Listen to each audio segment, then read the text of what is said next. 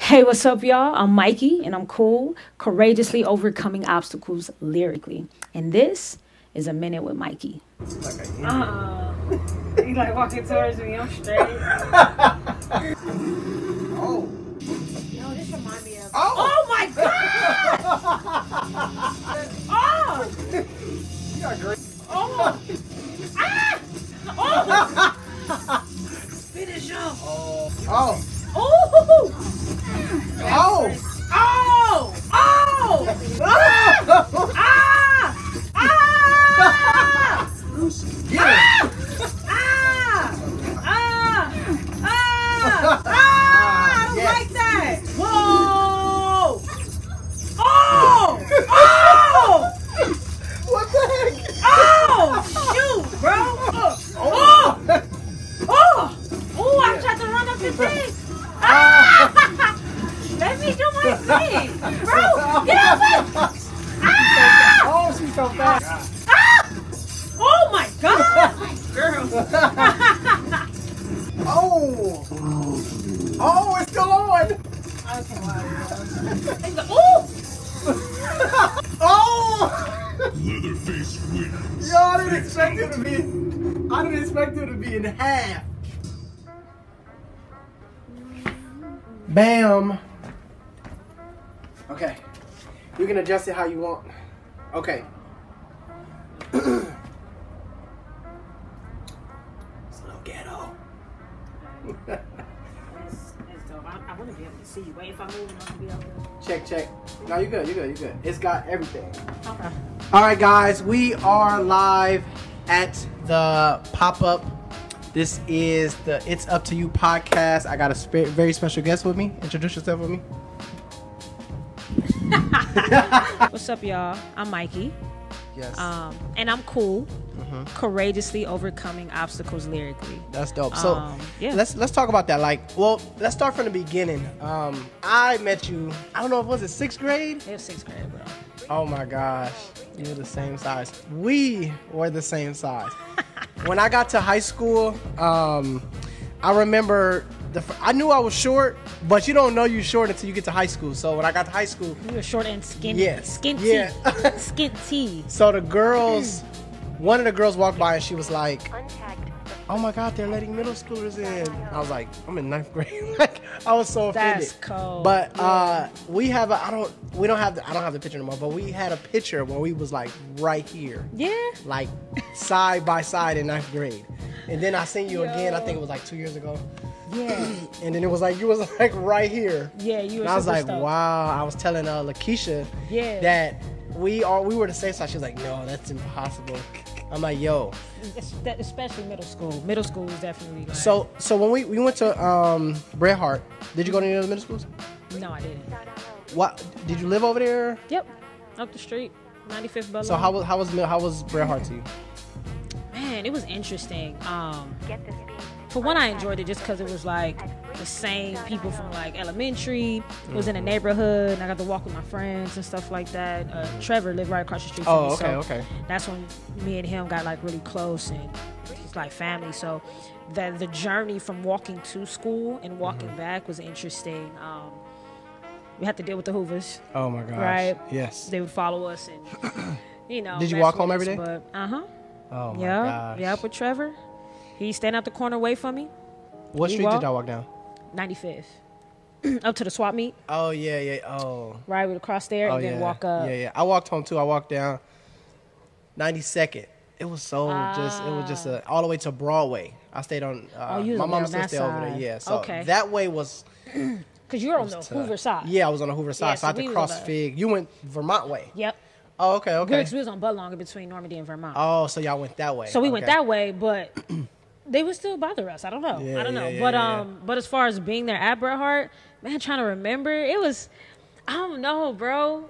Like, it is what it is, or it was what it was. Yeah. Now, growing up older, looking at like the neighborhood and looking at the school system, how everything is, it's like, oh yeah, that probably wasn't, the best school. But being in it, it's like, man, these are the homies. You grew up in the Yeah. hood. This is what you do. You bang. You buy.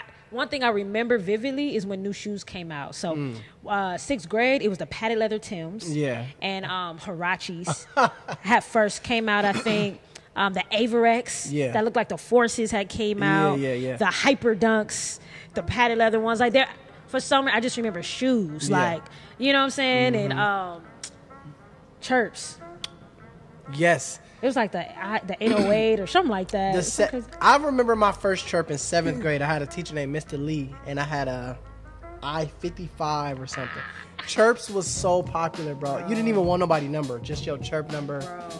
That was the era. You can't tell me chirps wasn't. Look, and I never had one. I always wanted one. You never got a chirp? Never got a chirp. In middle school or high school or ever? Ever. Chirps, everybody had one. I barely got a sidekick. Ridiculous, yeah. But when I went to college, barely. Really? But yeah. Oh my god. But yeah, so those are the things I remember. I remember how bad everybody was. Smoking in class. Yeah. So with what we learned as far as like middle school and going into high school, like when did you become like? Because I know you were playing ball. And probably one of the most talented women I've ever seen play ball. But what was it a passion in middle school or elementary? Or did you know, or you just knew you was good? Or by middle school, I knew like this is a passion. I always wanted to do it though. I've been playing since I was like 5, just outside, and then played at the Y on Century in Vermont. Okay, that was like my first team. Yeah. Okay. And the WNBA wasn't even out yet. But I think the first year I played, the next year the WNBA was established and actually had their first season in '97. So I played the year before that, and then I just always played. So I was on the boys team because they didn't have girls teams then, and I would watch Kobe, I would watch Jordan. Right. I would be in the house, and then on a commercial I would go outside on my little swap meet court and try to do what they do. And the WNBA came out. I remember Teresa Weatherspoon, she hit this half court shot. And I remember going outside trying to shoot from like 2 apartments down, like, so that was me. Yeah. Like, I would hear the game come back on and I would be in the living room, go back outside, right? With Kobe, you know what I'm saying? Utah Jazz, like, there's certain things that I remember. Right. I would go outside and try to do it. And it was short enough to where I could like dunk. My dad bought me and1 tapes. Right. So by the time I got to middle school, it definitely was a passion. I just loved to do it.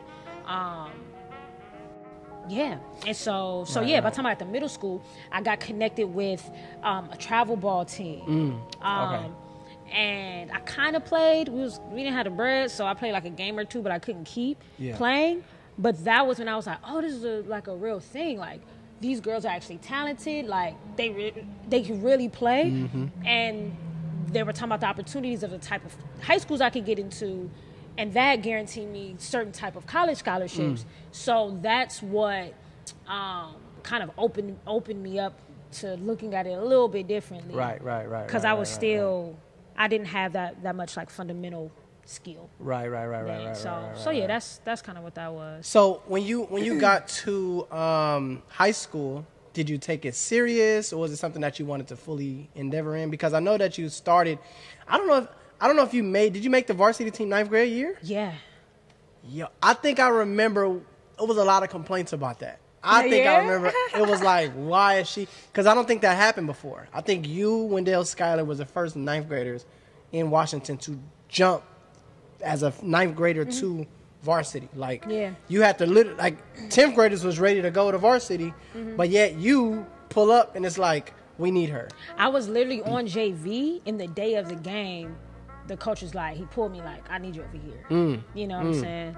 And I think it might have been something like that. Coach Blackman, if you're watching this, what's up?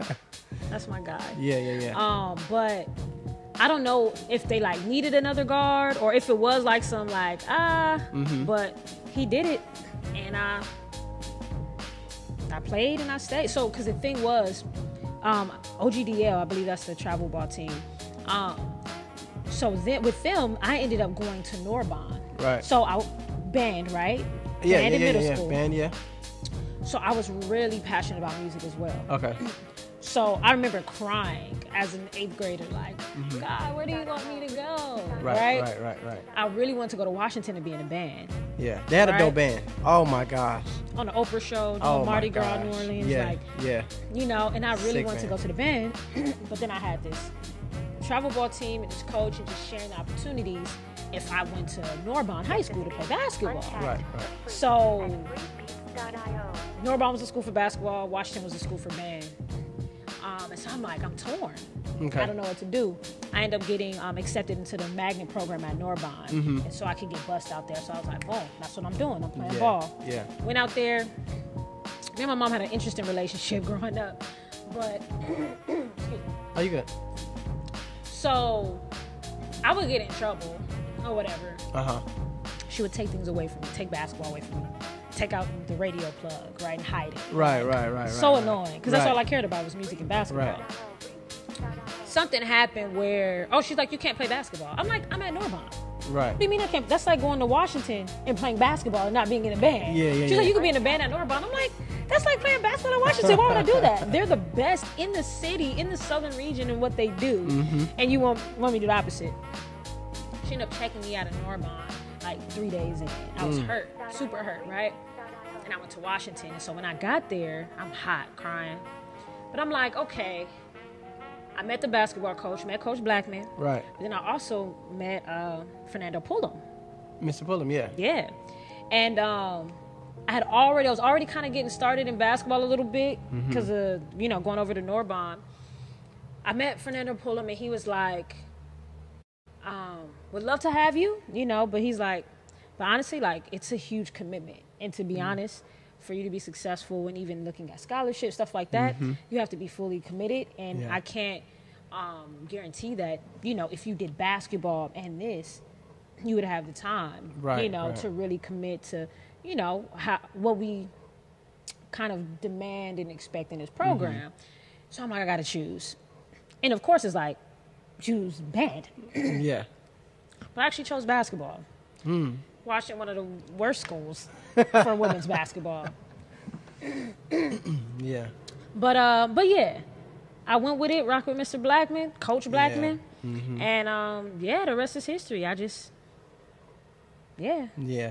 So when you you had to choose between band and basketball. We know you're amazing at music now, but what made you say, all right, I'm going to go ahead and try to do this basketball thing with what you would say, one of the schools that ain't got it as good as Narbonne or something like that, you know? What made me go for it was I already kind of was in that zone because I transferred to Norbonne. So I was already in basketball mode. I hadn't played the saxophone all summer. You know what I'm saying? Like, you was dope at the saxophone too. I remember that. Yeah. Thanks. I played the clarinet. Yeah, I remember you sitting up there like, yo, what's the teacher name? Mr. Martin. Mr. Martin. Why did I forget that? Does he still work there? Yeah, I was actually Stop playing. up He was there. like 60 when we was like, what was in middle school? No? Is he still there? He's still there. I'm going. Me and I gotta go up DeMonte, there. the last 2 summers we've been up there. I was actually trying to work up there and help them out with the program. But DeMonte was up there. It was actually before quarantine happened. Yeah. Was actually trying to work with him to help with the music program up there. Okay. DeMonte got hired up there, so he was working with him. But Yeah. Mr. Martin, Yeah. still there Give me doing one his second. thing. Make sure that my sound is A1. All right, for sure. What I was gonna say? Damn, Mr. Martin. He's still there. He needs to get on now. What? Not like that. He's just getting older, so. Bro, how old is he? I don't know. I want to say like 70. But he's just getting old. But he still love what he do. Passionate. Okay, say check. Check. 1, 2. 1, 2, 3, 4, 5, 6, 7. Why that's like that? You good? Okay, check. All right, you ready? Yeah. I forgot what we was talking about already. No, we're gonna switch it. So, so back to the, so Washington. So, in my experience of Washington, it was 2 sides. Well, I would say 3, right? You got the middle. I was middle class. You got the middle, which is just people that's just in school. This is high school. You got your ups and downs, whatever. Then you got the good side, which would I say track, basketball, band. They had some good programs in the school. It was an okay school. Then you got the bad side, which was like the gang banging and things like that. Yeah. Did you experience all 3, or did you get just one side, one view of Washington High, or did you get 2 views, or What did you think? I definitely experienced all three, but I was heavily, obviously being an athlete, you know, I was locked into my space. Yeah. But I was able to experience and, you know, kind of see all the different sides. So when I first went to Washington, I wasn't in the magnet program. And it's crazy. It's a different experience. Mm-hmm. You know, like the kids in there really did not care. Like In the magnet program? No, I wasn't in the magnet program. Oh, okay. They came in there, it was like, learn for what? Right. Don't got no paper, don't got no pencil. Right. Just talk, you know, like, I remember not learning. I had one of the classes that was in like the little bungalow, my homeroom. Yeah. Oh, okay. What was in the the back, girl's name? In the back by the P field? Yeah, what was the girl's name who did the announcements? That wasn't Taylor or something like that. Something Taylor. Yeah. I'll never forget that voice. But 9th grade, she was doing the announcements and stuff. And I just remember sitting in there like, yo, like, we really not getting no work done because somebody's chewing gum, somebody's talking. You know, so it was just always something. So that was interesting because it was a whole different vibe. Right. And then ended up getting into the magnet program and it was a little bit different. Yeah. You know what I'm saying? Like, it's still kids in there, like, regular, still acting up, whatever, but you were able to get work done, you know? The teachers were even more like, you know, like did you ever have Miss Lee? Mrs. Lee? Yeah. Right? She's no joke. Yeah. No joke. Yeah, like, she's a good one. And Miss Vanderplas was really good to me. That's one of my teachers. I really liked her. Yeah, it was a couple teachers that was good. Most of the teachers was, but it was a couple teachers that really cared, you know? Yeah. I like Coach Blythe. She was really great. Yes. I still follow her on social media. Yeah. Doing her thing, reffing. But she was always one of the people that truly cared. It wasn't a lot, but it was some teachers, in my opinion, that really cared about the future because as a teenager, I would say we cared, but we didn't really care. It was more of like fashion. It was, you know, fighting our insecurities, trying to figure out life, la. Yeah. And you got that whole like distraction. And then the grown-ups that have been through that, in my opinion, should be teaching us, look, this stuff don't matter. The popular kids right now don't matter. The you know what I mean? I remember some of the kids pulling up in different cars, and I'm like, I wanted to be like that. But once you graduated, it was like, none of that matters. Like, you're trying to hold on to this, and it don't matter. But a couple of the teachers did teach and inform that, like, you got to prepare for your future. Yeah. You know what I'm saying? So when you did... in the basketball, like, what were some of the ups and downs that you went through? What were some of the funny stories that you have done? You know, with the girls, I know that you probably came in popular. You know what I'm saying? Like, I remember all the girls around you. They just loved who you were. But how did it affect your life as an adult now? Like, with those experiences, with that sisterhood, with the, you know, all of that. I know one thing I always say is, like, I would never trade it for the world. Like, I'm grateful that I got transferred to Washington. Okay. Off top, Coach Blackman. Yeah. That relationship was everything. He was so awesome to us, like, because we had issues, like, bad issues. Yeah. I mean, crazy stuff happened, and he was right there, just willing to go the extra mile. But as far as the girl, man, like, it was just so much fun. I used to kick it with Janae and Nikki. Yeah. Crazy, bro. I just found some pictures from back then, like the Kodak. Yeah. You know, from us acting a fool. Where'd y'all kick it at?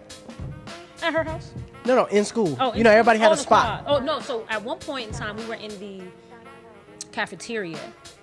And then by the time, I think 11th grade, we were in the on the quad by then. By the flagpole. The flags, yeah. Yeah. I think that's 11th grade, 12th grade. Yeah, when we was in 11th grade, 10th grade, we was in the cafeteria. It was in the cafeteria. I don't remember where I was 9th grade because, like I said, it was tracks and yeah. That was a little different. But 10th grade, I think cafeteria. 11th grade, flagpole, and man, it was this girl. She was man, I don't know how to say this without it seeming like rude, but she was like in a special ed thing. Her name was Christina, but we used to call her Varsity. Varsity or Varsity? Varsity, because she would come and try for the team. Like, oh, what? Come and make Varsity. I'm make Varsity. So we gave her the nickname Varsity. She never made Varsity. Yeah. But she ended up just being like a cool little homie. Like, she would come over there and like crump and try to dance and battle people. She was she just brought so much laughter, man. Like, it was funny, but yeah, man, kicking it with them, and then later on, Ashley Wakefield. Okay. Yeah. I think 11th grade got really close, and we were all on the same grade, and we all played travel ball too. So that kind of shifted our mindset. But man, I'm trying to think of some stories. There's one story, crazy. We went to the Nike tournament in Arizona. Okay. Right? And one of the girls, I ain't gonna say no names, but she was hood, right? We got in trouble because she like hit up the wall in the hotel, and they got in trouble, so we was running. What else happened? One of the other homies, I forgot what happened to her. I don't know if it was basketball related or if Janae was talking mess and made her mad because she was always clowning somebody. Janae was always talking crazy, pissing everybody off. She was so funny and so confident. She could tell you that the sky was purple. You would believe it. She's like, the sky is purple. Yeah. My nigga, like. Yeah. It is. You didn't hear what happened? Like, she was just so believable and so confident. Yeah. Like, that was my dude. Yeah. So, I really think she pissed her off. I think that's what it was. She's like, I'm going home. Like, we're in Arizona. Yeah. She left the hotel walking. Oh, my God. And there was another situation. Sorry, y'all. No, you good. It was some girls from Fairfax there.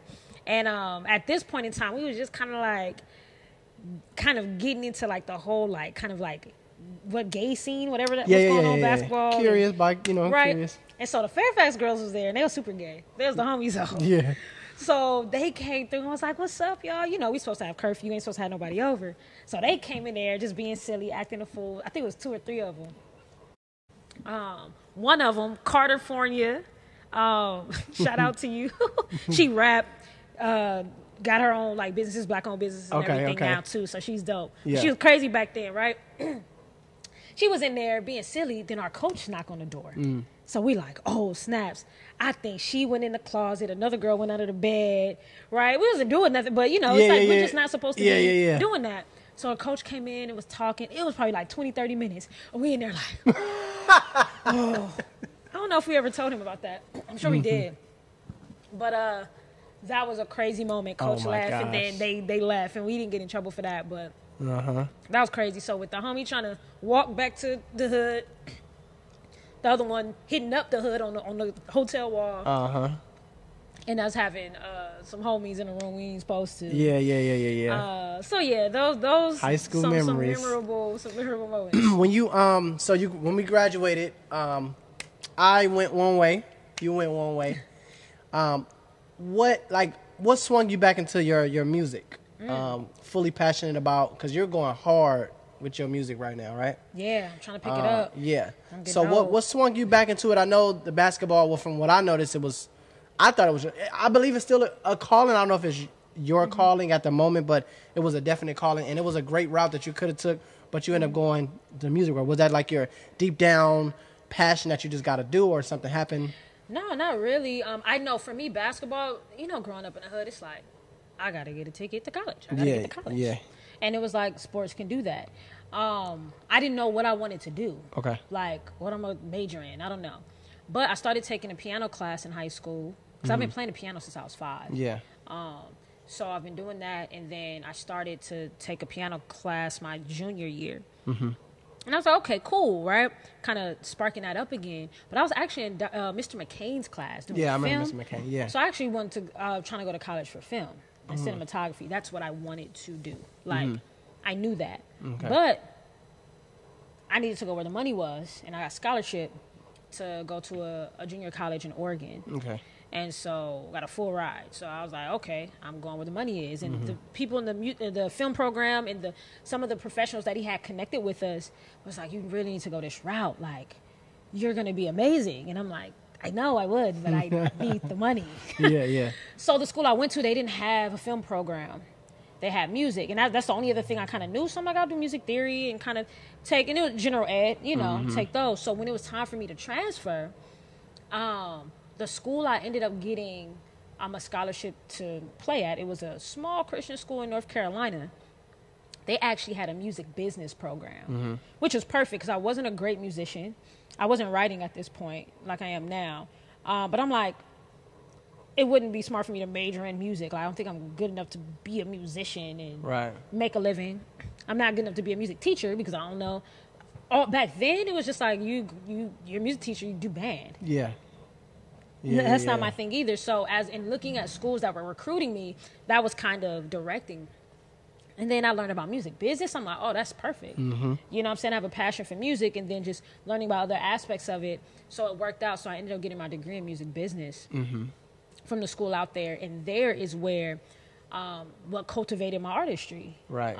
Just doing the projects and stuff they had. And I started writing because that was my junior year because I transferred. So that second semester, I started writing. I started learning how to use like software, learning how to do tech, learning about the industry. So yeah, that's kind of how that shifted for me, which was interesting. I was just following where basketball was leading. Yeah. And it led me there. So, and I stumbled into actually being an artist. Like I actually really wanted to be a producer and, like, just really help bring the best out of people. I used to tell people I want to be like who Ike was to Tina without the beating. But just pushing, like, there's greatness, like, let's go. Yes, you know what I'm saying? And so I actually was like, hey, I should probably write a song. And, you know, I was already learning the guitar and, like, perform during summer break. Okay. Just so I can have some type of relatability with artists that I'm working in the studio. Right. Right? And then that open mic turned into someone inviting me somewhere else. This is 2011. To somebody inviting me to a showcase, to somebody inviting me somewhere else. To, I'll say about 2017 was when I was like, okay, I'm going to take this like seriously and actually pursue artistry. Because I was just writing from my heart, which is where the cool thing comes from. Yeah. Just, you know, venting, dealing with whatever I was going through. I wasn't trying to be an artist at all, but I wanted to work with artists. And yeah, just one place to another, it landed me to like, you know what? You probably only do this for so long. Go ahead and go for it and try to do this thing. So that's what happened. So you have, do you have a genre for your music? Is it religion? Is it Christianity? Is it well, just you know, emotion in general? It's funny. It's interesting how I guess Christian hip hop is the only kind of genre that's like labeled by its content. Usually it's by the music. Yeah. Right? Okay. So, but definitely hip hop, definitely R&B, soul. Yeah. And my music reflects my faith.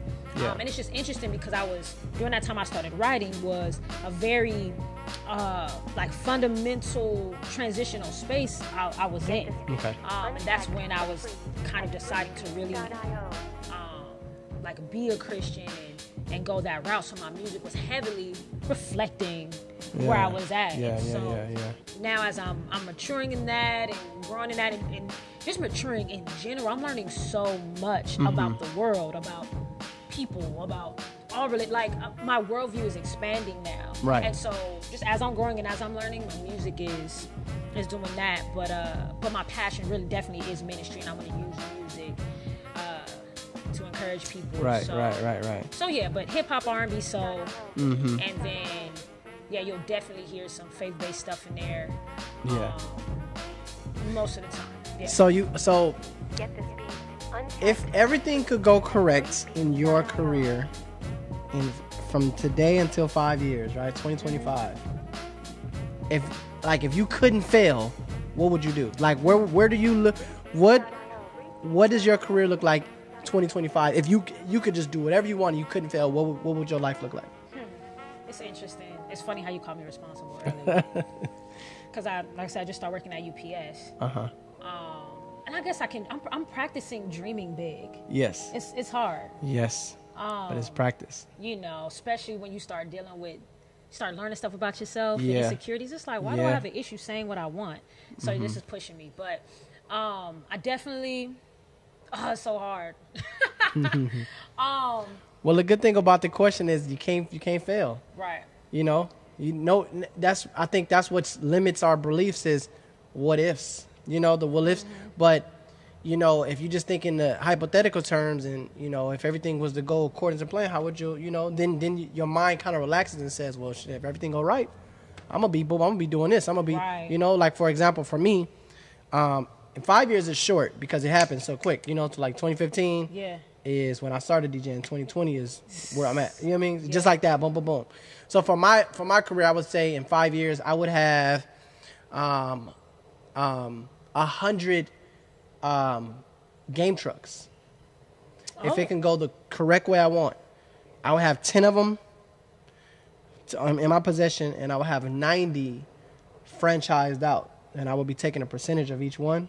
I would throw, obviously I'm thinking past this whole quarantine thing, but I would do big events at the Staples Center and at the Forum, and I would build my own house.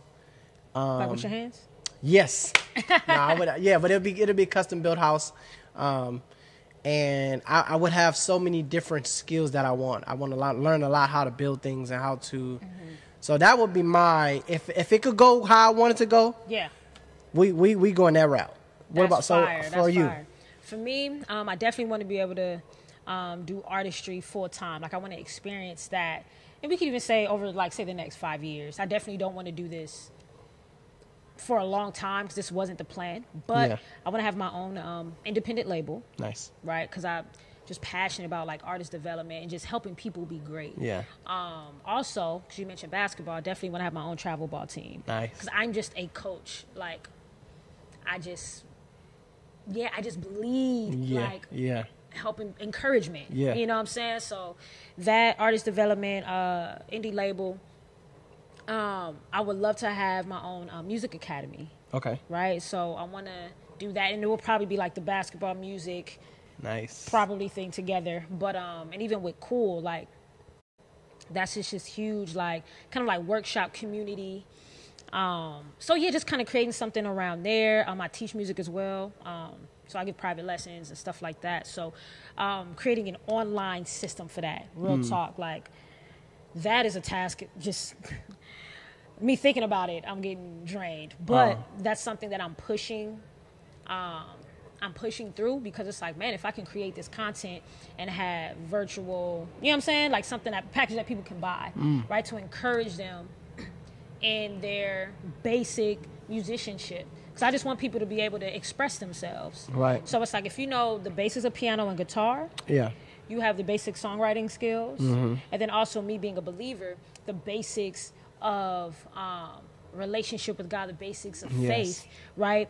That will help you get through because we need some form of outlet, and music is perfect. And so it's like, boom, if you have a relationship with God and you have a community that can help encourage you in that space, but then you also know how to play some chords, and boom, you can then encourage us. Because that's what happens to me. I listen back to my music and I'm like, yo, I needed to hear that, you know? And so courageously overcoming obstacles lyrically, I literally vent and I just throw stuff out, just whatever I'm going through. And then I also tag in the motivational encouragement piece. It may not be where I'm at, but it's like where I want to be, or me talking to myself like, are you tripping? Like, you know what it is, you know what I'm saying? And so, and then listening to it, it's almost like I'm not listening to myself. So I want to create that type of community and program and system for people to be able to tap into. And and acquire that to literally help them through life. I ain't trying to create no Beethovens, Mozarts, Robert Glaspers. You know what I'm saying? But it's like, yo, you go through life, people die, you have families, jobs, like life is hard. But it's like, man, I had this outlet. It's something to kind of help keep me through so I don't commit suicide. Help keep me through so I don't drop my kid off somewhere and never come back. Like, you know what I'm saying? So real life stuff, a system for that, you know? I feel you. So that's what I would love to do. And, I can approach some of the baddest women, some of the most rich men. Like, I don't care. I'm talking to you because my future depends on it. And the worst thing you can say is no. The worst thing that can happen is you go, nah, I'm good. I had a nigga throw my whole flyer. You know, it's paper, so it was like, I was like, just watching it like, come on, bro. Like, are you that mad at your life that he just threw it, like, get this out of my face. Like, but that was like, that's the worst he can get. Like, he ain't gonna put his hands on me. It'll be ugly for him. You know what I mean? Not trying to be funny. Cool, bro. That's encouraging because that's my struggle right now. So just remember that. You can't work your way to the top. Connect your way. Everybody doing a podcast, talk to them. You got a story to tell. And I ask the questions. When you see it, I ask the questions that will help and encourage people, see where you come from, see how realistic you are, you know, what you want to do with your future, which was bomb, you know, this is what you want to do, this is what you want to create. I spoke this. This is what you're looking at. This was an idea. Think about everything you have was an idea. Everything that you had in your life was an idea. Now it's fruition. That shows how powerful the mind is. And then if you think in terms of how we survived in a caveman type environment, you know what I'm saying? It was a time where we were walking with lions and tigers and bears. How did we survive? We get a paper cut and then they're finna bleed to death. How did we survive in that time? Yeah. Our minds. How did we eat? Our minds. How did we shelter? We can't survive in the snow. We don't have coats. You know what I mean? So if that back in that time, if they were able to survive, how to kill a lion or a tiger or bear so I can eat, and he's bigger and stronger than me. How do we do it? We found ways. We got high in the trees. We created spears, and we turned spears to hammers, rocks, and then we turned hammers and we made houses, and we turned houses and we made electricity and whatever. So my mind says I'm cut from those cloths, so I shouldn't fear. I should be pushing, going forward. What could I do to stretch myself as far as I can to be like the Bible, be used up? Yeah. But if you're afraid to, then you don't get the fullness of your life. And one day you're gonna die, and your goals and dreams is gonna be looking at you like you ain't even. Right. You scared. You're scared to even try. Yeah. Now look, we was here for you. You know what I mean? My dreams, if I would have been like, it's gonna fail, it ain't gonna work. Get out of my life, bro. You know what I mean? No, I'm just speaking some real, and these are the conversations I have with myself. This is my talks with my creator that I have every day, and it's more like, just go, because Nipsey died, boom, 33. Right. He didn't know. He had plenty goals, but guess what? He did what he was supposed to do. He went all in. You know what I'm saying? A lot of people. Tupac died at 25. Yeah. He did he got Grammys. You know what I mean? Just Kobe, used his Kobe. All the way. He used his entire life. He stretched himself. He pushed. Played with messed up fingers, and you know what I mean, but he did what he was supposed to do, ups and downs, and that's how I'm living my life, and that's why I encourage you to live your life like fully go. You know what I'm saying? You got your job, you got your family, great, but ever since I've known you, it's been like greatness. I've always seen greatness. You and Wendell was one of the two people that I really remember from middle school and high school. I don't remember a lot of people because they was, card fillers or pawns. Y'all was like, you know what I'm saying, and it sucks that Wendell passed, but you're here. Right. And even he went. He did what he was supposed to do. I actually wrote a song about him. And no one has heard it, but it was about him giving all that he had, and then I'm telling myself like, you got to go all in, Mikey. You got to. You don't have no choice. You have no choice because you don't know when you leave here, you don't know what's happening, and you want you to feel like I gave it everything. If I go today, which God forbid, obviously, but if I go today, I give it everything I had. Yeah. Everything. I'm talking about from the time I got up to the time I went to sleep. Even when I'm playing, I'm giving it all because I'm knowing that I deserve this time to play. If I'm going on vacation, if I'm going to chill, I deserve this because I'm working my ass off every single day. Yeah. Everybody that's why you're a full entrepreneur. Bro. When I say that, and when you say that, that's not I'm playing around. No, I'm really getting it in. I'm getting up. I'm staying up late. I'm going, so. Yeah, you're dope, bro. Super I appreciate proud of you. that. Thank you. All right, I got some fun questions. These are called questions. If you look them up, it's just called random questions that everybody should know, right? Oh, God. Bam. Okay. All right. So, let's go. First question. What's heavier, a pound of cotton or a pound of stone? A pound of stone. Is that your answer? Yeah. Okay. Who is the... Well, you're not going to get an answer? No, I'm going to go at the end. Oh. Who is the president of the United States? Trump. Okay. How many terms did Benjamin Franklin serve as a president? 1 or 2? 2. Okay. Name one of Thomas Edison's inventions. Ooh, electricity or the light bulb. Yes. I don't know. Remember Okay. which one it was. You want me looking stupid. All right. What is the nation's capital? Washington, D.C. All right, bam. You got 13 puppies. All but 8 die. How many you got left? Simple math. All but 8 die. How many you got left? All right, bam. Nice. All right, you run in a race, right? All right. And you pass up the person in second place. What place are you now in? I'm in first. Okay. All right, your mom had 4 kids. North, east, south. What was the fourth kid's name? MYKiiiE. Look at you, girl. A little smart over there. All right. How do you spell top? T-O-P. Okay. Say it 2 times. T-O-P, T-O-P. No, say top twice. Top twice. Say top. That's what Oh, top. Okay. Say it 3 times. Top. Okay. Say it 4 times fast. Top. Okay. What do you do at a green light? Go. Nice. Okay. Whose face is on the $1 bill? George Washington. Bomb. How many states make up America? 50. Nice. How many stars are on the American flag? Crap. I forgot that You one. smart, Oh, girl. 50. Okay. All right. If donuts are 12 cents a dozen, how much is 100 donuts? 12 cents a dozen. How much is 100 donuts? If donuts are 12 cents a dozen, how much is 100 donuts? $12. Okay. That's wrong. Okay. 7 plus 6 is 12, or 7 plus 6 are 12? It's not. All right. What states have the biggest population? Miami, Las Vegas, or Chicago? It was $1.20. No? $1. We moving Okay. on. All right, sorry. We're going to go back. We're going to Say go. that one again. Okay, what states? You all thinking back 4 questions Dang, ago. 100. No. Okay. What sorry. states have the biggest population? Miami, Las Vegas, or Chicago?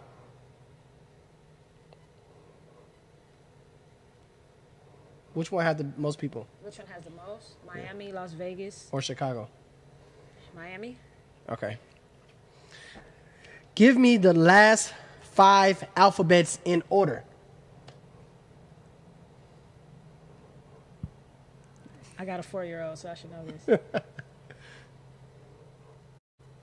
VWXYZ. Nice. Look at you. All right. When did World War III end? In the 70s or the I have 80s? no idea. I'm going to say 70s. 80s too close. Okay. Spell balloon. Say that one more time. Spell balloon. The balloon. You know, like the... BALLOON. Smart. Easy questions. All right, check it out.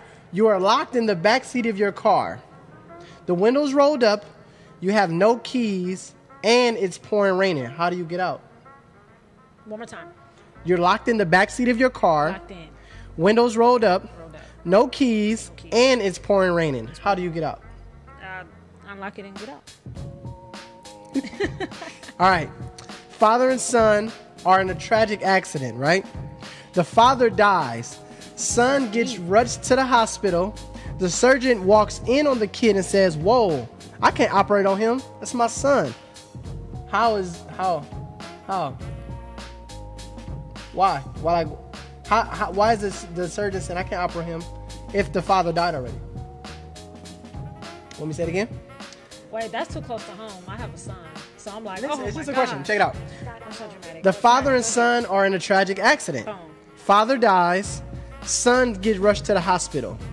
The surgeon walks in on the kid and says, "Whoa, I can't operate on him. That's my son." Explain why. One of them was stepdaddy. Okay, we'll go with that. All right. You know how it is. Okay. What does LOL stand for? I'm laughing out loud. Okay. What does LMAO stand for? Laughing my A off. Okay. What does CEO stand for?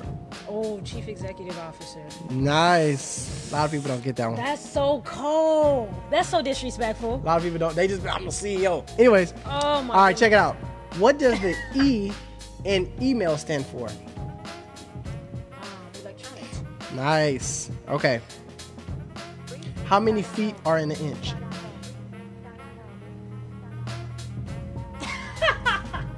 None. I'll just let you go. All right. Let's go. One more. No. Yeah, one more. Name the 3 branches of government. Make it use your brain.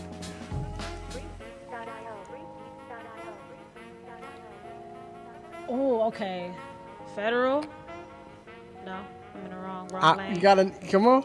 Hey, no, because local and federal, those are two different. Those are only two. Bro, I forgot. Okay. Shout out to Mr. McElroy teaching us that in high school. Okay. Well, let me give you another one. What two colors make up blue?